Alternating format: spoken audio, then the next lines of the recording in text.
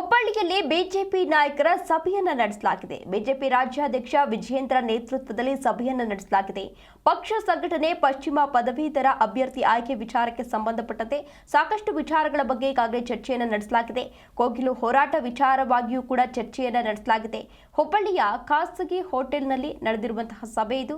ರಾಜ್ಯ ಮಟ್ಟದ ಹಾಗೂ ಸ್ಥಳೀಯ ನಾಯಕರು ಕೂಡ ಈ ಸಭೆಯಲ್ಲಿ ಭಾಗಿಯಾಗಿದ್ದರು. ಬಿಜೆಪಿ ಹೆಣದ ಮೇಲೆ ರಾಜಕಾರಣ ಎಂಬ ವಿಚಾರಕ್ಕೆ ಸಂಬಂಧಪಟ್ಟಂತೆ ಈಗಾಗಲೇ ವಿಜಯೇಂದ್ರ ಅವರು ಕೂಡ ರಿಯಾಕ್ಟ್ ಅನ್ನ ಮಾಡಿದ್ದಾರೆ.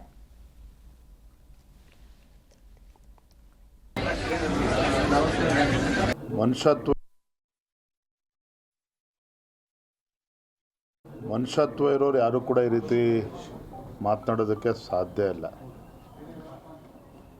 ನಿನ್ನೆ ನಡೆದಿರ್ತಕ್ಕಂಥ ಘಟನೆ ಯಲ್ಲಾಪುರದಲ್ಲಿ ಒಬ್ಬ ಬಡ ಕುಟುಂಬದ ದಲಿತ ಹಿಂದೂ ಮಹಿಳೆಯ ಬರ್ಬರ ಹತ್ಯೆ ಆಗಿರುವಂಥದ್ದು. ಇಂಥ ಸಂದರ್ಭದಲ್ಲಿ ಒಂದು ಜವಾಬ್ದಾರಿಯುತ ರಾಜ್ಯ ಸರ್ಕಾರ ಇರ್ಬೋದು ಅಥವಾ ಜನಪ್ರತಿನಿಧಿಗಳು ಇರ್ಬೋದು, ಯಾವುದೇ ಪಕ್ಷದವರಾಗಲಿ,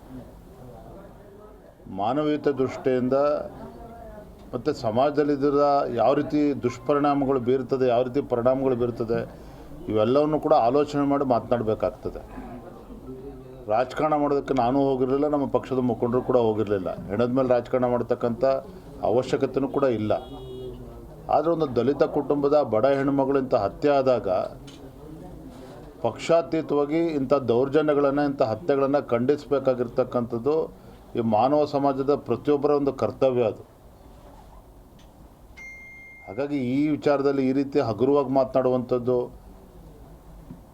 ಈ ರೀತಿ ಲವ್ ಜಿಹಾದ್, ಈಗ ಹುಬ್ಳಿನಲ್ಲಿ ಕೂತು ಮಾತನಾಡ್ತಾ ಇದ್ದೇವೆ. ಇದೇ ನೇಹಾ ಹಿರೇಮಠ್ ಪ್ರಕರಣ ಎಷ್ಟು ವರ್ಷಗಳಾಗಿದೆ, ಏನು ಇಲ್ಲಿವರೆಗೂ ಏನು ತನಿಖೆ ಆಗಿದೆ, ಯಾವ ರೀತಿ ತನಿಖೆಯನ್ನು ಅಡ್ಡದಾರಿ ತೆಗೆದುಕೊಂಡು ಹೋಗ್ತಕ್ಕಂಥ ಕುತಂತ್ರ ಷಡ್ಯಂತ್ರ ಸರ್ಕಾರದ ರಾಜ್ಯ ಸರ್ಕಾರದ ಮಟ್ಟದಲ್ಲಿ ಆಗಲಿಲ್ವ? ಹಾಗಾದರೆ ಇವತ್ತು ರಾಜ್ಯ ಸರ್ಕಾರ ಇಂಥ ಗಂಭೀರ ಪರಿಸ್ಥಿತಿ ಇದ್ದಾಗ ನಿರ್ದಾಕ್ಷಿಣ್ಯವಾಗಿ ಒಂದು ತನಿಖೆಯನ್ನು ಮಾಡ್ದೇನೆ, ಕಟ್ಟುನಿಟ್ಟಾಗಿ ತನಿಖೆ ಮಾಡ್ದೇನೆ ಒಂದು